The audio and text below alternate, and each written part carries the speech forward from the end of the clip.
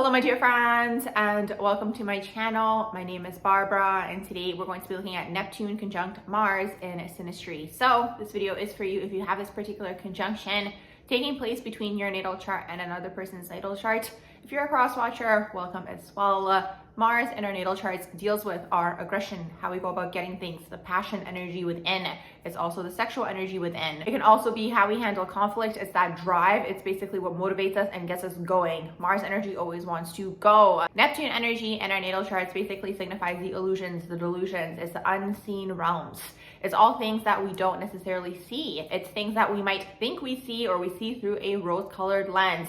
It's a romanticism energy within a natal chart. It's the metaphysical realms, the psychic realms, the out of this world, out of body types of realms. So that is basically what Neptune is all about. Now, when we have these two energies come together in a natal chart, Mars, the energy that just wants to go and the energy of drive. And then we have Neptune, which is the energy of illusion and not seeing things clearly and maybe the out of this world types of realms. Well, it can go really two ways. It really depends on the rest of the energies in a natal chart, how evolved the two people are, basically what kind of relationship it is, and also the other synastries taking place between the two people. Because really it can either go in the positive direction or the negative direction. So let's say it goes into more so like the negative direction. These two people might have a hard time getting together. For example, let's say this is the only aspect, maybe nothing else is taking place. There's always something that is not seen clearly when there is a Neptunian aspect. So the Mars person might not see the Neptune person clearly, or even the Neptune person might not necessarily see the Mars person clearly. Like, let's say this dynamic, the Mars person maybe puts the Neptune person on a pedestal, for example, or sees this like dreamy quality about them, or sees something like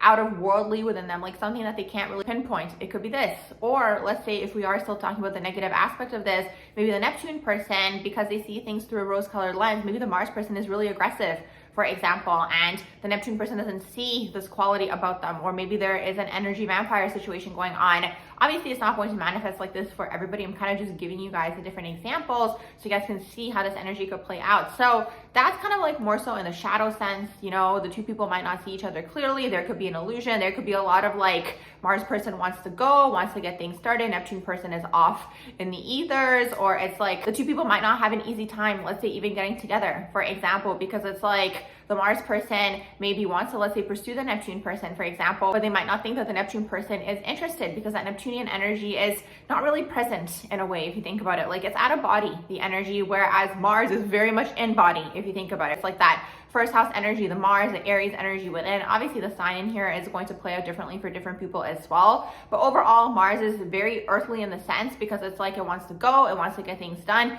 Neptune is like, let's dream about it. Let's see. Oh, this would be nice. That would be nice. Like, Neptune is more so about the feeling as well. And because this energy is a little bit out of body, there could be a lot of like the Neptune person, let's say, thinks they're being obvious, for example, or maybe there's a lot of like the Neptune person is fantasizing about the Mars person, or it's like the Neptune person is having conversations in their mind with the Mars person. And for example, because the Neptune person is kind of having maybe this whole experience, but it's more so maybe telepathic or in their mind, or just like they're dreaming about it, or just like fantasizing even about it, like it might not necessarily be obvious to the Mars person. So there could be an element of this as well, where it's like a lot of this dynamic could be out of body, or it's like the Mars person kind of feels like they can't really get a grasp of the Neptune person as well, or they can't kind of like really feel them, let's say in this earth plane. Like, let's say the Mars person has a little bit more intuition, or is maybe a little bit more psychic, like they could pick up on this more so, but it's very, very behind the scenes energetically. Like, it's very out of body, the energy here. That's kind of how it feels when I tap into it. So absolutely could go into this direction. Now, because the Mars energy is also the sexual energy, let's say this is a romantic relationship or a sexual relationship as well, because it is Neptune, it could potentially be romantic, okay, because the Neptunian energy does romanticize things, but keep in mind, they romanticize.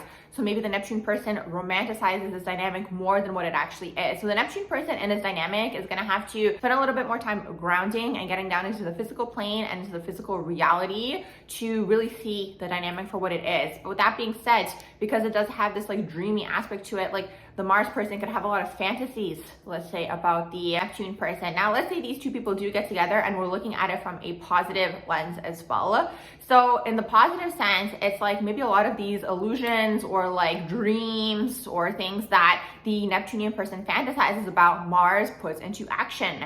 So it could be very, very positive in the sense as well, where it's like maybe the Mars person is a little bit too, let's say, in the physical plane, or like maybe they're more masculine in this way, and the Neptune person brings in this like like feminine quality of like the dreams and the creativity and like these energies together are very nice if you think about it, because it's like the Neptunian energy is a dreamer. So if you have a lot of Neptunian energy in your chart influence, or if you have Piscean or even 12th house energy in your natal chart, like these people are very much dreamers, but they could struggle to anchor their dreams into this reality. Again, because of that out of body quality, they spend more time thinking about it, dreaming about it in those higher realms with these ideas and these fantasies and dreams even. So because of this, Neptunian person could maybe have all these ideas that they've never acted on. I mean, it could be really in a romantic relationship, but it could also sometimes be in platonic dynamics, even business partnerships. Like sometimes I see Mars relationships, depending. It depends on the rest of the Synastry placements, because it could be romantic, absolutely. But let's say it's a business partnership, because Mars is that planet of action. This could be a very good business partnership, let's say in a creative sense. Let's say the Neptunian person is maybe the creative. Maybe they have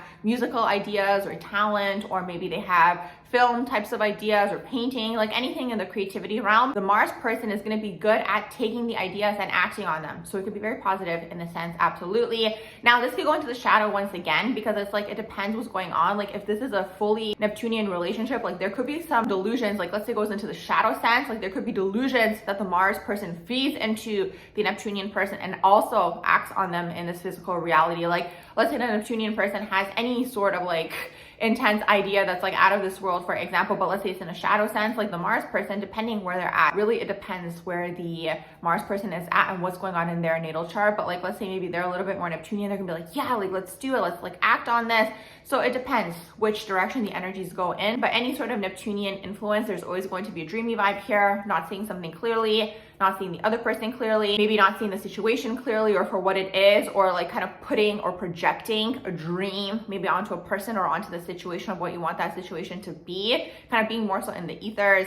Also, like I mentioned, it could definitely be positive in the sense where it's like the creativity aspect, a lot of these creative ideas that the Neptune person brings and then the Mars person acts on. So it really depends which direction it goes in. But also in terms of sexuality, like if we look at it, let's say as like a purely sexual dynamic, because that's what Mars is, let's say there's certain fantasies that either of the people really have, like the Mars person is going to put that into action, is really what that is. So that's the idea here. Okay, it depends how it manifests, what the nature of the relationship is. Is it platonic? Is it romantic?